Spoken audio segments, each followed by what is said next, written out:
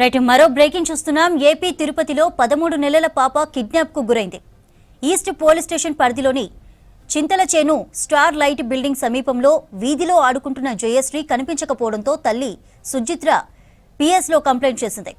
బాధితురాలు ఇంటి పక్కనే ఉన్న మారెమ్మ, మురుగన్ భార్య భర్తలు అపహరించినట్లు సీసీ ఫుటేజ్ తో గుర్తించారు పోలీసులు. నిందితులను పట్టుకునేందుకు సిఐ శ్రీనివాసులు ప్రత్యేక టీం ఏర్పాటు చేశారు. ఏపీ తిరుపతిలో 13 నెలల పాప కిడ్నాప్ కు గురైంది.